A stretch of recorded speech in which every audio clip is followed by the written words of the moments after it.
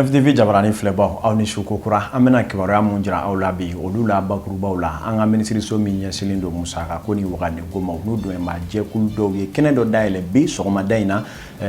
hôtel Radisson Blu la an bɛna ɲɛfɔli kɛ o jɛrɛ in cogoyaw kan bi don kibaru kɔnɔna la ka fara o kan min ye gafe kalan cɔ ala don o taku 12 baaraw kun donna kunungo an ka jamana kɔnɔ min ɲɛmaya tun bɛ minisiri min ɲɛsinnen bɛ seko ni dɔnko Mancayi Aramatulayi Jalo an bɛna kuma ale fana kan bi don kibaru kɔnɔ ka fara o kan gɔɲɛ ale bɛ maa badɛmɛ dasi ni k'i fari tigɛ kabila wala an ka maabakɔrɔw bɛ a kɛ ka denmisɛnninw lakile ani furumuso nka bi a yɛrɛ k'a fɔ o jahadenw n'o farinya walew ka dabila nka o bɛɛ n'a ta gɔɲɛ b'a la ka feere an ka suguw kɔnɔna ni bɛɛ daw kan'a la an ka maaw ye soni sigi o ko kan a bɛna o fana dɔw lajɛ bi don kibaru kɔnɔ ka fara ninnu kan kibaruya misɛnnin caman bɛna sɔrɔ 9TV cɔ a la minnu bɛna walawala ɲɛtugu ale ni ɲɛ yɛlɛ cɛ.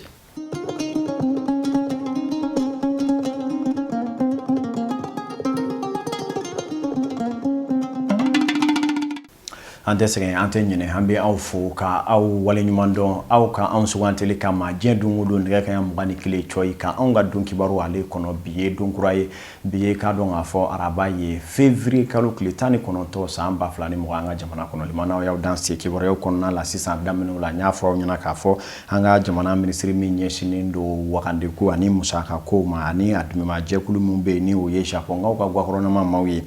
ka taa se Suède maaw ma olu ye kalanbulon dɔ sigi bi min welela nansarakan na ko atelier national sur l'élaboration des plans d'engagement n'o ye layidukan minnu tara waasa ka sinzinu ni sɛmɛnciyaliw kɛ hali bi n'a ka bi yiriwa baaraw bɛ se ka sabati cogo min na o kow la ɲɛnamali ye u ye ɲɛfɔli caman kɛ a kow kan na a kun ye sɔrɔ ni musaka ko bɛ se ka sɛbɛkɔrɔ yakubaya yɛlɛ ni ɲɛta bɛ se ka sabati cogo min na a kɛnɛ kan na 9TV ma to kɔ Christine Abatu Dara Idrissa Bademi ka fara an ka jatala Bakari Kɔnɛ olu tun b'a kɛnɛ kan mun bɔra ko la an k'a lajɛ. Lajɛrɛ min daminɛnen filɛ an ka jamana minisiriso min ɲɛsinnen don sɔrɔ ma lajɛrɛ in bɛna kɛ tile 3 kɔnɔna na an b'aw ladɔnniya k'a fɔ a bɛna tali kɛ layidu min taara an ka jamana dɛmɛbagajɛkuluw fɛ olu lawaleyali ma fo ka taa se fɛɛrɛ kura minnu sigira sen kan nafolo bosoliko kan olu ma o de hokumu kɔnɔna na an ka jamana minisiri min ɲɛsinnen don sɔrɔ ma a ka ciden tun bɛ kɛnɛ kan a bɛ ɲɛfɔli k'an ye lajɛrɛ in bonya n'a karamaw kan. Le ministère de l'économie et des finances se réjouit de l'organisation. An ka minisiriso mun ɲɛsinnen don sɔrɔ ko ma nisɔndiyalen don ne ni lakɔkɔli kalan jɛrɛli kɛli ye ka u sen don jamana ka wari marayɔrɔ labarali la n'a nafa bɛna bonya a fɛɛrɛ min taara jamana fɛ kabini san 10 o n'a sira la nin bolonɔbila sɛbɛn na kɛ sababu ye ka kuntileniya waleya politiki ko bunakun kan an ka jɛkulu n'a baarakɛɲɔgɔn bɛɛ lajɛlen an tɛna to kɔ nin ko in na gɛlɛya minnu b'an ye an labɛnnen don k'olu bɔ an ye fo laɲini ka sabati bi lajɛrɛ in bɛ tali kɛ weleweleda min kɛra an ka jamana minisiriso min ɲɛsinnen don sɔrɔ ko ma n'a bɛ fɔ o ma ko FAD fo ka taa se FMI ani ODI ma walasa ka sɔrɔ yiriwa ani cakɛda min ɲɛsinnen don sɔrɔ ko ma olu dɛmɛni ma lajɛrɛ in bɛ ka boli ko minnu kan olu na fɛsɛfɛsɛ a dɔnbagangana minnu bɛ kɛnɛ kan bi o b'a jira k'a fɔ ko jɛrɛ in nafa ka bon wa an amina ko fɔlɔ don. K'aw ladɔnniya k'a fɔ an ka jamana dɛmɛbaaba nafoloko nasira fɛ n'o ye Fonds monétaire international ye olu maaw tun bɛ kɛnɛ kan u ka ciden ye ɲɛfɔli k'anw ye. Cet atelier vient à point nommé. N sewalen don nin kɛnɛ in kan bari nin kɛnɛ in bɛna fanga di yɛlɛma kura minnu donna minisiriso mun ɲɛsinnen don sɔrɔ ko ma n'o ye baarabolo kura dalen jamana nafolo ko kan hakililajigila nin baara ɲɔgɔnna delila ka kɛ MEF ni FMI maaw fɛ san 2019 marisi kalo kɔnɔ n'o ye sɔrɔ bosoli fo ka taa se yɛlɛma kura doni nafolo ko labarali la ni lajɛrɛ in bɛ bila mina min kɔnɔ o ye salon baara kunfɔlɔ min kɛra nafolo yakubayali kan n'o nɔ yira anw ye nimisi wasa 2 de sɔrɔ nin kɛnɛ in kan fɔlɔ ye Mali ɲɛmɔgɔ ye wele min bila an ma filanan ye an ye wasa sɔrɔ u ye baara min boloda nafolo ko baaraw kan yɛlɛma kura min bolodalen don Mali nafolo ko la ani kɔkɔrɔmadoni ka kan o de kosɔn FMI bɛ Mali ka bilala waati bɛɛ lajɛlen. Kuma kuncɛ la ni tile 3 baara min daminɛnen filɛ bi a baaraw kɔkɔrɔmadonna Japon ni Suède gouvernement maaw fɛ. Namora yino seko ni dongo bunakun kan nya fo gafe kala Mali o jamana baye o de kama sanwo sa kenen do be sigi mimi wole ko rentrée littéraire no ye gafe kala to ala donye a baraw dale la kunungo hanga jamana kono mimina to tle saba banyanko la Bamako ka fara Mali maraburu do ka para no mina nyana manya no be la jelena ministre mi nyesine do seko ni dongo man chay Ramatulaye Diallo ka fara gafe kalanko ani rentrée littéraire nyema bawere kan olu chama tuma kene kan ka fara Mali deme ma jekulu kan ka bol l'Amérique jamana Fransi ani jamana wɛrɛw la no ye farafina jamanaw ye kalanijɛ kadi mamunu ya ani gafe ko matrafaba ma caman nana kɛnɛ kana na wa Nef TV maaw fana kunnafoni di tɛ ɲɛ gafe kala ni ɲinini kɔ an bɛna taa daɲɔ ka fara Fadima Tasidibe filamuso olu n'u ka jatalaw tun b'a kɛnɛ kan min bɔra la an ka lajɛ. Gafe sugu dayɛlɛnin ta ko 12 ye nin ye mun bɛ labɛn an ka jamana kɔnɔ san o san Mali kɔnɔ fo ka taa se Mali kɔkana ma o gafe dilannaw gafe sɛbɛnbaw fo ka taa se gafe kanubaw ma u bɛɛ bɛ ɲɔgɔn kunbɛn ni kɛnɛ belebele in kan walasa ka masala ka maaw ladɔnniya gafe nafaw kan. Livre baara yɛrɛ ye baara sugu min ye jamana in kɔnɔ ala ko dɔnlen tɛ kosɛbɛ min b'a to livre sɛbɛnnenw a n'a dilanbagaw n'o éditeurs ye a n'a feerebagaw libraires a n'a kalanbagaw olu bɛɛ bɛ se ka nafa sɔrɔ o la cogoya min na rentrée littéraire sigi kun y'o de.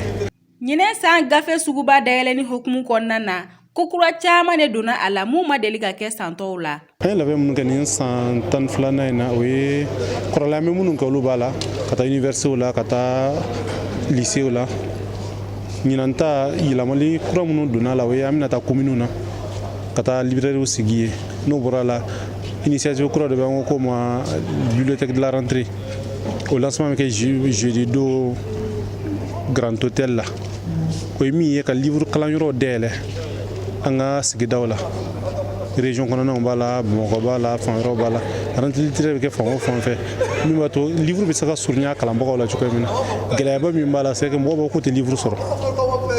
ko livre bɛ kalan yɔrɔ min na k'a yɔrɔ man surun o la donc n'o sigira o b'a to livre bɛ surunya a kalanbagaw la a n'a baarakɛbagaw la. Nin kɛnɛ in kan lakɔliden denmisɛnninw ye poye kɛ k'a yira maaw la ko livre kalanni ye fɛn ɲumanba ye denmisɛnnin ka lamɔcogo ɲuman na a n'a ka faamuyali la sabula olu de ye jamana in siniɲɛsigi ye. Yirali wɛrɛ kɛla conservatoire Balafaseke Tunkaranke fɔlijɛkuluw fɛ min ye maaw miiri janya ni u ka jaw ye ja minnu kelenkelenna bɛɛ lajɛlen bɛ tunga gɛlɛyaw ko fɔ.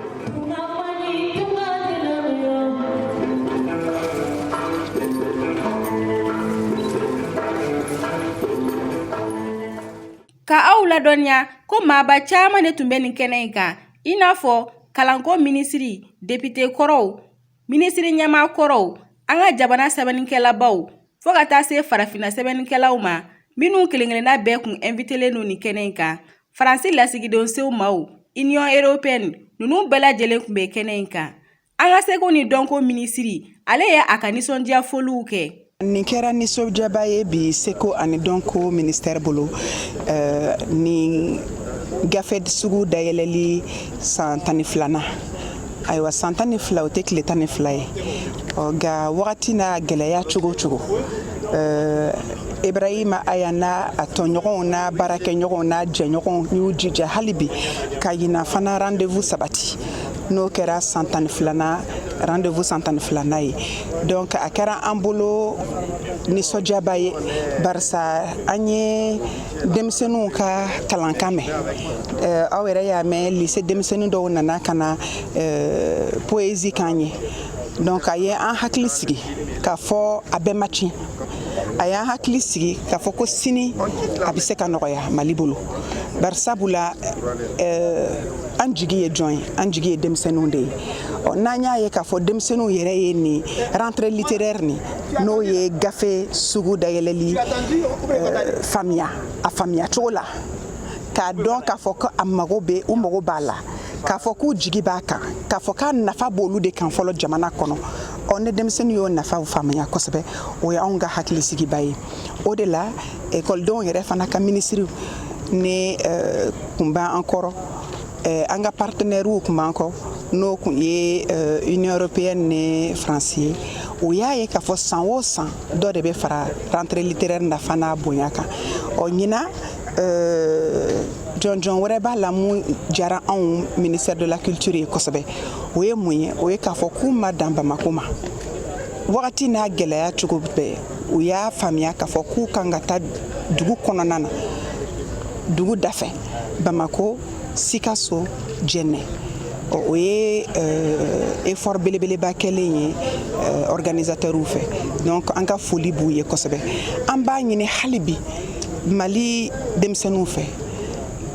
ani Mali kalandenw fɛ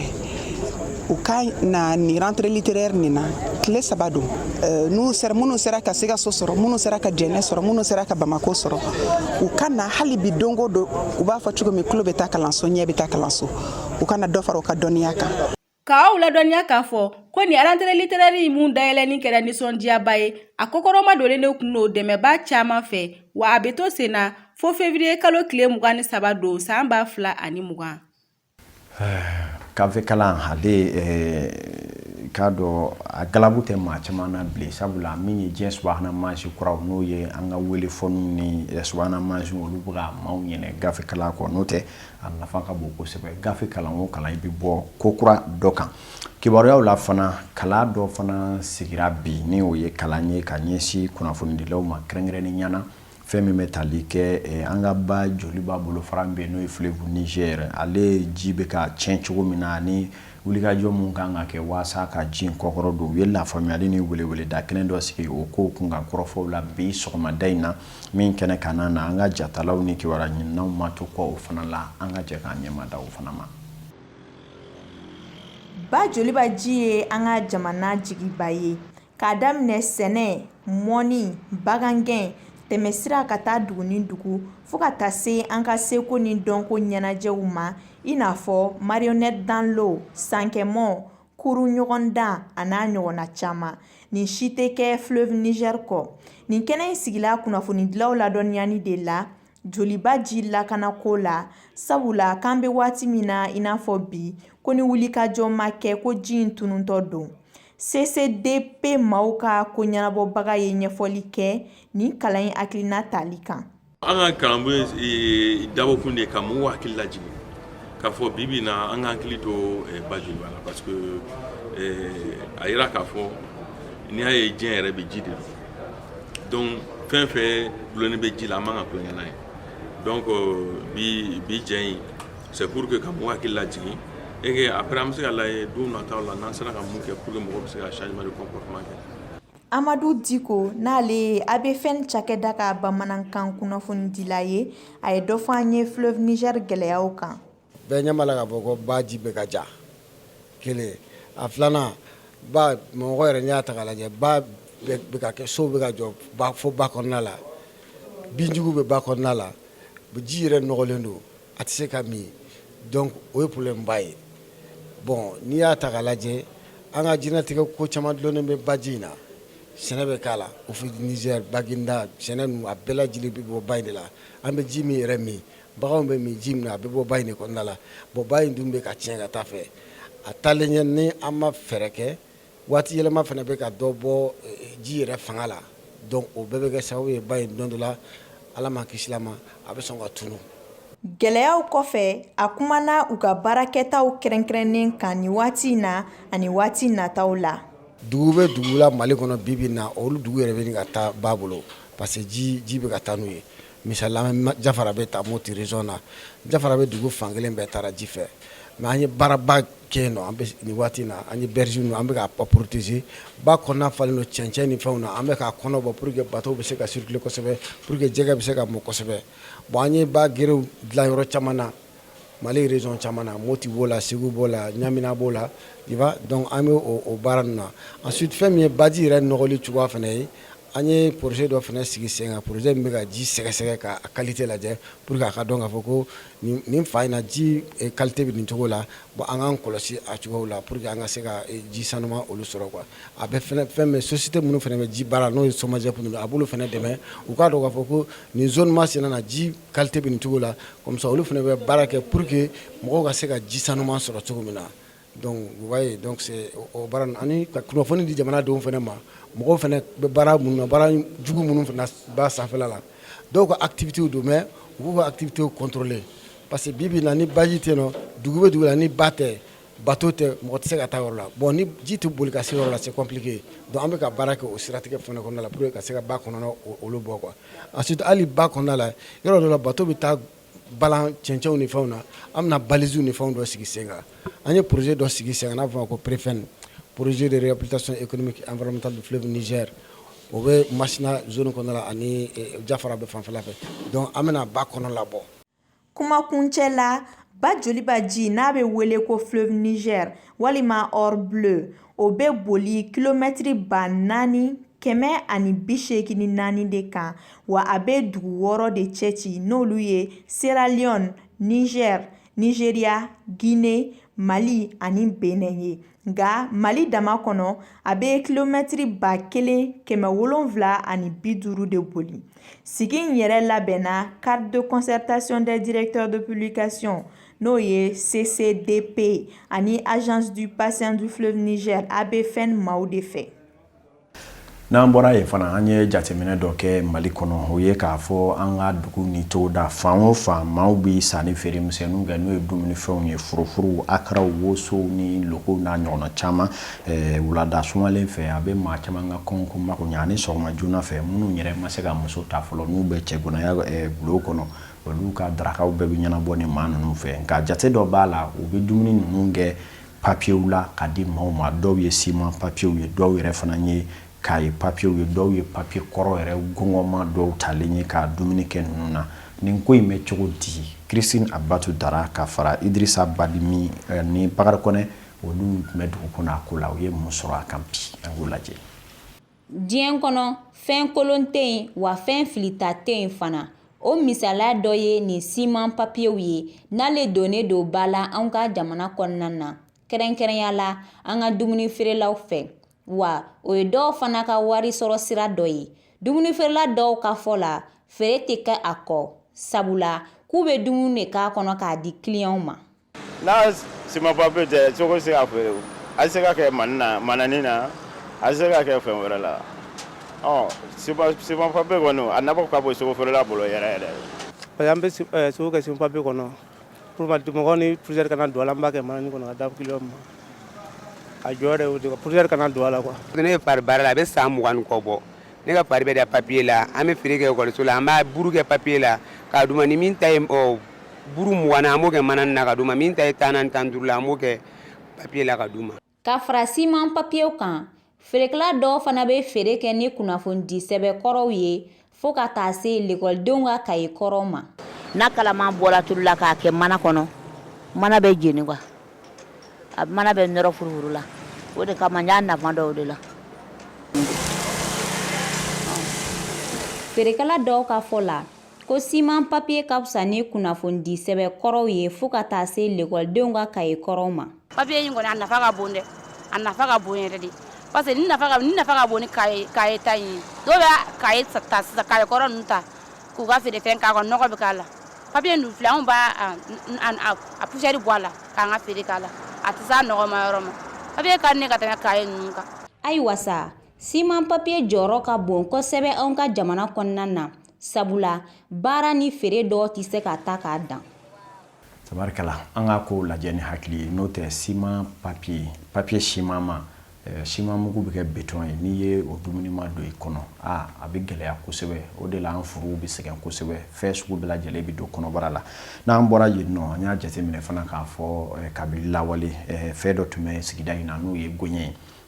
ye maa bɔgɔlibusa ye min yɛrɛ kun donnen don bɛrɛ la kabi lawale la maabakɔrɔw tun bɛ denw kɔni lamara ni a ye kosɛbɛ n'u sɛbɛkɔrɔ fili la wa furukɛw yɛrɛ fana tun bɛ furumusow kɔni maguwa ni a ye talibidenw fana bɛ sɛbɛkɔrɔ maguwa ni gɔɲɛ ye nka diɲɛ taabolo kura minnu bɛ yen bi seko ni dɔnko tɛmɛnen kɔfɛ min ye josariya kɔkɔrɔ donni b'a la maaw b'a ye k'a fɔ a ko in kan ka sɛbɛkɔrɔ kɔn farinya walew ni jahadi walew n'o ye ka hadamaden fali dasi ka manifin bɔgɔ a joli n'a farikolo la a ka dabila sabula a tɛna ni foyi ye tiɲɛni kɔ nka o bɛɛ n'a ta o kɛlɛw n'o cɛsiriw bɛ sen na an bɛ k'a jateminɛ sisan k'a fɔ gɔɲɛ feerelaw bi jɔ aran na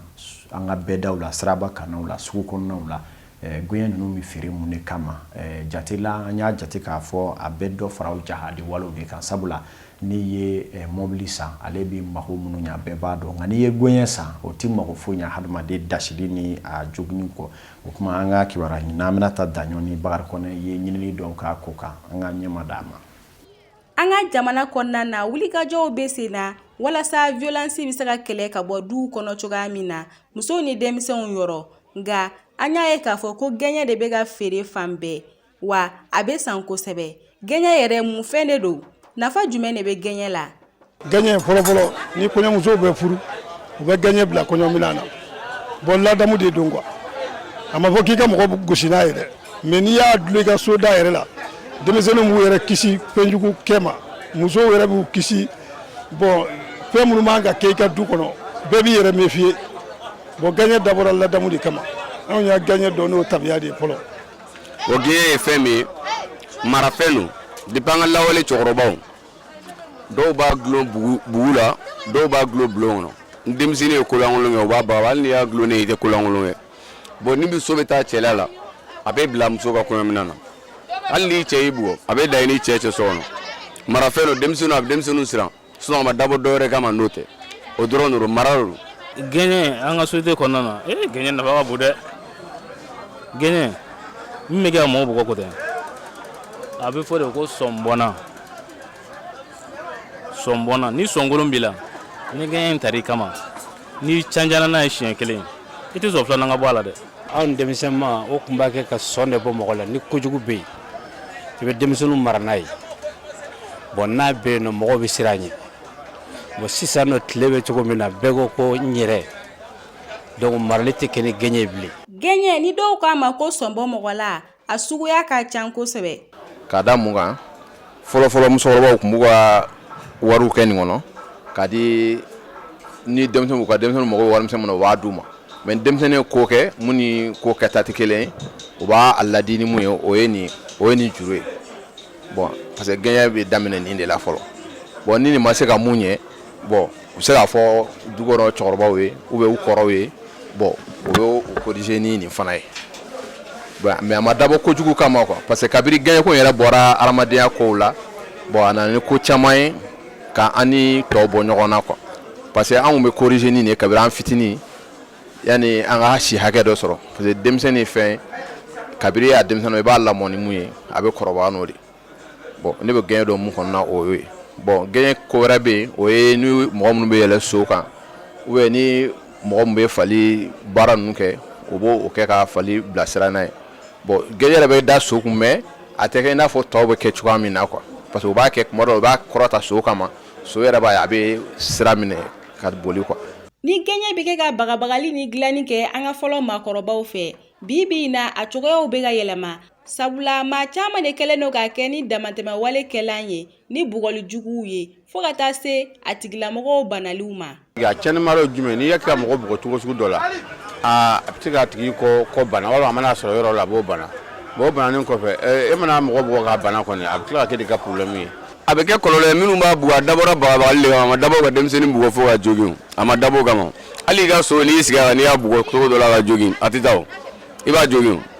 Kuma lasurunya la gɛɲɛ ye tiɲɛnifɛn ye fɛɛrɛ jɔnjɔn kan ka tigɛ an ka jamana ɲɛmaw fɛ walasa ka nin wale cɛjugu ninnu kɛlɛ ka bɔ an ka jamana kɔnɔ. Limanaw bi kibaruyaw bɛ sonsoro ya ni Ala ni kira sɔnna a ma sini ni waati kelen na Nef TV kibaruya ɲininaw bɛ dugu munumunu Salo kɔrɔ ni tile bi ban ni kɛɲɛka kibaruya bɛ wo la k'a bɛɛ sama ka bɔ ka na sɛnsɛn ni maa hakili juru tiɲɛnalenw ye min kan ka di aw ma di cogo ɲuman na k'o baaraw kɛ Ala ka su hɛrɛ d'an ma.